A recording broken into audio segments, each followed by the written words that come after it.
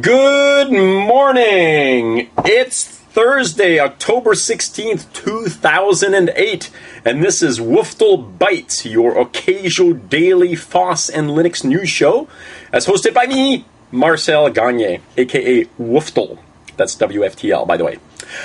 Some interesting things in the news today, and the very first thing I want to bring up is that a little while ago, a couple months ago or something like that, I actually wrote an open letter to Adobe. It was done in good fun, basically saying, oh, great Adobe gods, or something silly like that. Please release the Flash player for Linux, one that works. Thank you very much. One that supports video for Linux too, blah, blah, blah. Anyway, I got a lot of flack for that thing, but as it turns out, things obviously happened because, and I'm not saying that I'm, uniquely responsible for this, but nevertheless, things happened, and yesterday, Adobe officially released Flash Player 10 for all platforms, including Linux. Yay! Now, I mention this because there's an interesting article that I saw today that described Linux as now being a first-class operating system citizen because it had Flash Player 10 available for it. I object. I generally don't like to object to the stories I'm reporting on, but hey, Linux was a first-class operating system citizen long before this stuff was available for it. I mean, it's like saying that Windows isn't a first-class operating system because ext3 file system isn't available for Windows. Actually, Windows isn't a first-class operating system, for a number of counts, including that one. Which actually brings me to something else interesting in terms of Microsoft.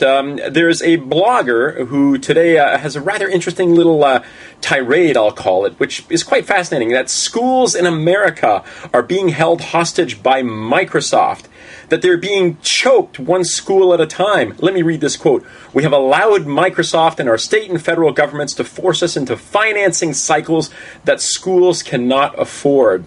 It's actually a fascinating little blog entry. The links are at the bottom as usual. There's something that says, for links to the stories quoted here, go and check this stuff out. It's really quite fascinating, so go check it out. Speaking of Linux, Windows, open source, ways to make money, the 451 group, which is yet another business analyst, not necessarily business analyst, but information technology analyst group. There are an awful lot of these things out there. Gartner, Forrester, 451 group. Anyway, this is the 451 group. They looked at 150 plus vendors and a number of different licensing models as part of their adoption of open source, commercial adoption of open source subgroup.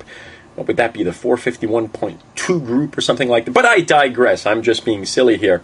Anyway, so they looked at these things and they concluded that open source is a business tactic, not a business model.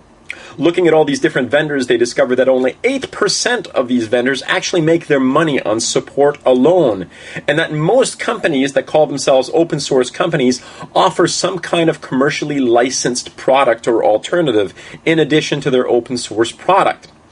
Fascinating, isn't it? So there you go. So open source, according to the 451 group, is not a business model. Read all about it down here yet again. And on a lighter note, this is kind of old news, but I only saw it today, so I'm going to tell you about it. Oh my God, I went through the whole thing without my press hat. Thank God I put on my press hat at the last minute, because how am I going to be respectable without my press hat? Sorry, I shouldn't be drinking coffee at this point, but here's the old news. Christian Nielsen, a guy in Sweden, and his girlfriend had a baby back on August 24th. They have named this baby, wait for it, Linux. Not Linus, Linux, Linux. That's what they've named this baby, which caused a writer over on Linux.com to opine or to suggest or to ask the inevitable question, will Richard Stallman demand that the baby be called GNU Linux? I didn't make this stuff up. You can read it on Linux.com. The links are below. Anyway, that's where I'm going to leave it today. I got my press hat on in time, so I'm respectable, and thanks for being here. We'll see you tomorrow on the next WFTL Bytes. Whew. That's it. Bye. Dum-de-dum-de-dum-de-dum-dum-dum.